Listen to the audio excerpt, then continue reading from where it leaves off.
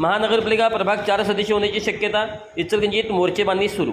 महानगरपालिका सार्वत्रिक निवडणुकीची प्रक्रिया सुरू ठेवा असे निर्देश निवडणूक आयोगाने राज्य सरकारला दिल्यानंतर लवकरच प्रभाग रचनेबाबतचा धोरणात्मक निर्णय होणे अपेक्षित आहे।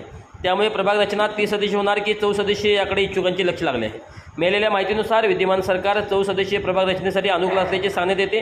स्थानिक स्वराज्य संस्थेच्या निवडणुकीसंदर्भात सर्वोच्च न्यायालयाने 4 महिन्याच्या आत निवडणुका घ्याव्यात आणि 4 आठवड्यात त्याचा कार्यक्रम सुरू करावा असे आदेश न्यायालयाने केंद्रीय निवडणूक आयोगाला दिल्यानंतर निवडणूक आयोगाने त्याची प्रक्रिया सुरू केली आहे।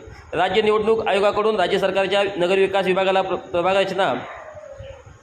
रचना प्रक्रिया सुरू करा असे पत्राने कळविले आहे। प्रभाग रचना कशी करावी याचे अधिकार राज्य सरकारला आहेत, त्यामुळे आयोगाने तशी सूचना करून एक प्रकारे निवडणूक प्रक्रिया सुरू केली असल्याचे सांगितले जाते। सरकारलाही आता प्रभाग रचना कशी असावी याबाबत धोरणात्मक निर्णय घेऊन तसा अध्यादेश निवडणूक आयोगाला द्यावा लागणार आहे। त्यानंतरच खऱ्या अर्थाने निवडणूक प्रक्रिया सुरू होईल। सर्वोच्च न्यायालयाने 2022च्या निवडणूक प्रक्रियेनुसार कारवाई करावी असे म्हटले होते, परंतु तशा स्पष्ट सूचना आलेल्या नाहीत। त्यामुळे 30 सदस्य होणार की 14 सदस्यीय प्रभाग ठेवायचे हे राज्य सरकारला ठरवावे लागणार आहे। राजकीय पक्षातील नेते मंडळी तसेच अधिकारी पातळीवर सुरू असलेल्या चर्चेनुसार भाजप सरकार 14 सदस्यीय प्रभाग रचना करण्याच्या मनस्थितीत आहे। 14 सदस्यीय प्रभाग रचना महायुतीला फायदेशीर ठरू शकते असा दावा केला जातो, म्हणूनच 14 सदस्यीय प्रभाग होण्याची शक्यता दाट आहे।